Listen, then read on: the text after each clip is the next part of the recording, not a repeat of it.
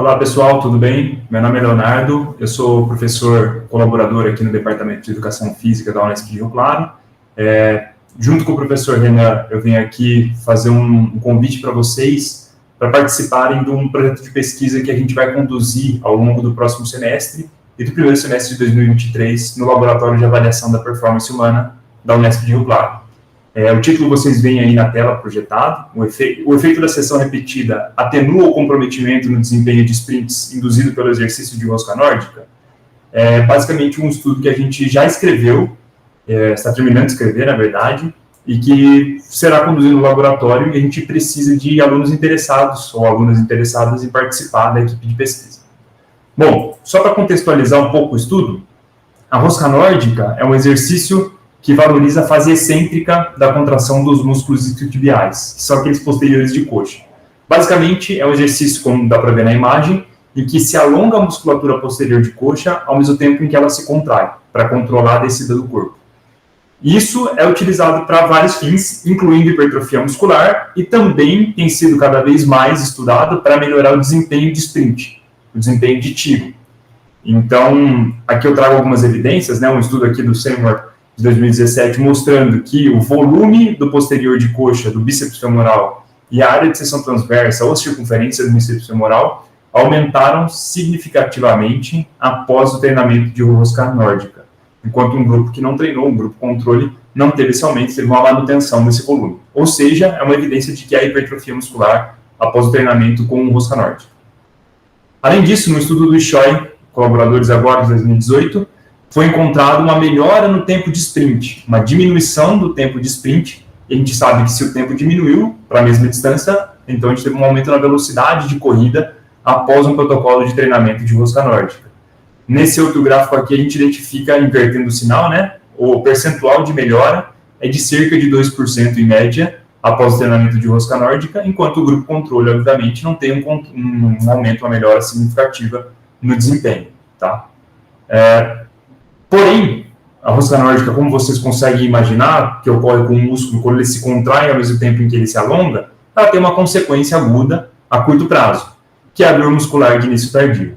Então, todo mundo que já praticou algum tipo de exercício sabe que após praticar esse exercício, nos dias seguintes aparece aquela dorzinha muscular chata que incomoda um pouco. Essa dor muscular é uma consequência do dano muscular, é um marcador indireto do dano muscular.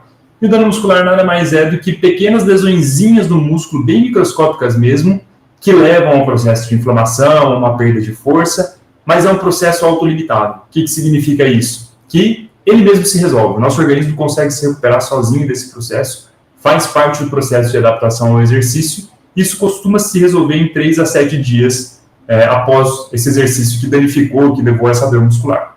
É uma consequência do exercício de rosca nórdica, a gente já tem vários relatos mostrando que isso se manifesta de fato. Porém, um estudo recente do ano passado, do grupo lá espanhol, do Alonso Fernandes, demonstrou que, além dessa dor muscular, existe uma perda de desempenho de velocidade. Então, aqui eles demonstraram que 24 horas após o exercício de rosca nórdica, teve uma diminuição na potência máxima de tiros, de sprints. E, mais importante ainda, a velocidade máxima de sprint caiu 24 horas após e se manteve menor 48 horas após. Ou seja, 2 dias após a realização do exercício de rosca nórdica, a pessoa que fez esse exercício está um pouco mais lenta, perde velocidade de sprint. E isso parece ser uma consequência do dano muscular. E a partir desses dados, os autores sugerem que, a gente tem a vantagem do treinamento de rosca nórdica para melhorar desempenho, melhorar a massa muscular. Porém, tem que tomar cuidado, porque após uma sessão de rosca nórdica, você tem um período aí em que você está fadigado, está com dano muscular, e que isso vai prejudicar a qualidade dos seus treinos. Então, eles sugerem que tem um espaçamento entre as sessões de rosca nórdica, usando esse argumento do dano muscular. Porém, em relação ao dano muscular, existe um fenômeno que a gente estuda bastante no laboratório, tem bastante experiência já, que é o efeito da carga repetida, o efeito da sessão repetida, que vem do inglês Repeated Bout Effect. Esse é um exercício um fenômeno muito bem descrito na literatura e que demonstra que o dano muscular, ele reduz, o tanto que se sofre de dano muscular é menor a cada sessão. Ou seja, quando você tem um certo nível de dano no músculo, sente aquela dor incômoda, Na semana seguinte você repete o mesmo exercício, aquela dor passa a ser um pouco menor, aquele dano passa a ter uma magnitude um pouco menor. 2 semanas depois você repete novamente, isso vai se atenuando, porque é de fato uma adaptação que o nosso corpo faz, né? O nosso organismo se adapta a essa tensão, a essa carga, e se torna mais protegido contra os danos causados por ela. Então a gente vê aí adaptações a nível celular, tecidual e neural, que são propostas como os mecanismos do efeito da carga repetida. E a gente também identifica que esse efeito da carga repetida se manifesta na força muscular. Ou seja, se perdeu, após uma primeira vez que você fez o exercício, perdeu 30% de força, se você repetir esse exercício depois de recuperado, você vai passar a perder 15%, 10%. Vai ser muito menor o tanto que você vai sofrer em resposta a esse exercício. E o que é mais importante e interessante é que isso parece ocorrer de maneira significativa após uma única sessão. Ou seja, a adaptação principal ocorre já após a primeira sessão. Você reduz bastante o nível de dano muscular logo na segunda sessão e depois na terceira um pouco mais, mas o principal das adaptações ocorre em resposta à primeira sessão danificadora. Bom, o que surge então de lacuna no conhecimento em relação a essa relação da dano muscular, rosca nórdica e efeito da carga repetida? Será que esse efeito da carga repetida se aplica nessa perda de desempenho de sprints? Será que se a gente repetir essa rosca nórdica 2 semanas depois, quando o corpo já estiver recuperado, vai durar 48 horas, ou essa diminuição do sprint sequer vai acontecer como uma consequência da rosca nórdica? Uma outra pergunta, quantas sessões são necessárias? Será que repetir só uma vez a sessão já protege contra o dano muscular, ou se precisa repetir uma terceira, uma quarta vez? Qual que é a relação existente entre os sprints e a força que é perdida por causa do dano muscular? É uma outra pergunta que ainda não está muito clara.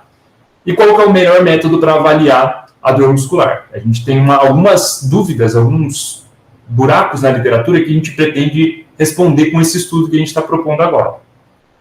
Então, basicamente, a gente colocou aqui um delineamento que ainda é bastante inicial para o nosso estudo, que teria uma duração aí de por volta de 3 semanas experimentais, com algum intervalo entre semanas para que se possa recuperar do dano muscular, e teria medidas de, por exemplo, dor muscular, ultrassonografia da musculatura, o desempenho de sprints, obviamente, e função neuromuscular, que a gente vai ver vai avaliar no laboratório de avaliação da performance humana. Então, são variáveis que a gente já está habituado a coletar, então tem bastante experiência com isso no laboratório, não vai ser nada de muito novo em relação à nossa experiência, mas são perguntas que ainda não foram respondidas e que são importantes de se investigar. Obviamente que a gente está à disposição para esclarecer um pouco melhor esse delineamento experimental e ainda editá-lo, né? Para tanto, a gente gostaria de convidá-los e convidá-las a participar dessa equipe de pesquisa. A gente tem à nossa disposição no laboratório todo o equipamento necessário, mas a gente precisa de alguém que tome a frente desse projeto junto com o Renan, junto comigo, formando essa equipe e recrutando participantes. A gente pretende fazer essas coletas com ou pessoas ativas ou os próprios atletas universitários da Unesp. Então, a gente precisa que tenha esse meio campo e essa mão de obra junto com a gente para que a gente consiga conduzir esse experimento. E é lógico que trabalho de graça não é interessante. Então, o nosso plano é aplicar para conseguir uma bolsa de iniciação científica da FAPESP. O valor recente, né, atualizado recentemente em março de 2022, é de R$800 por mês, mais uma taxazinha de, se não me engano, 10%, que cai numa conta à parte ali para a gente utilizar para comprar equipamento para laboratório, comprar material de consumo. Então, é um valor que eu considero pequeno, né? Não é um salário, mas é um bom valor para financiar aí um extra para quem estiver disposto ou disposta. Uma bolsa só poderá sair desse projeto, mas a gente não vê isso como uma limitação de outras pessoas participarem. Mas a gente está, a princípio, tentando recrutar alguém para assumir a responsabilidade dessa bolsa. E a equipe de pesquisa vai ser constituída por mim, pelo Renan, pela pessoa que eventualmente for indicada a conseguir essa bolsa e, eventualmente, por outras pessoas que estiverem interessadas e dispostas a participar da equipe sem necessariamente ter essa bolsa, ou a gente pode tentar uma bolsa via professora Camila por CNPq. O Laboratório de Avaliação da Performance Humana está lá à disposição de vocês, atrás do Departamento de Educação Física. São fotos ainda já não mais atuais, mas são os equipamentos do laboratório. A gente tem desde cicloergômetros e esteiras até dinamômetro isocinético, equipamentos de musculação, eletromiógrafos, lactímetros, consumo de oxigênio. Então, é um laboratório bem equipado, assim, muito difícil de encontrar uma estrutura dessa no Brasil, não só em São Paulo. E os membros do laboratório, quem coordena é a professora Camila, o professor Denadai já é aposentado, mas continua ativo por trás lá no laboratório, e eu sou professor colaborador do laboratório. Então, basicamente, isso aqui é um convite para que vocês venham participar do projeto de pesquisa. Lógico que estou à disposição para responder mais perguntas, questionamentos, mas fica o convite para quem estiver interessado responder o formulário que a gente vai enviar, e contamos aí com bastante gente se voluntariando, que eventualmente a gente encontra outros projetos e outras maneiras de popular esse laboratório e de incluir vocês como integrantes. Gente, muito obrigado. É isso aí.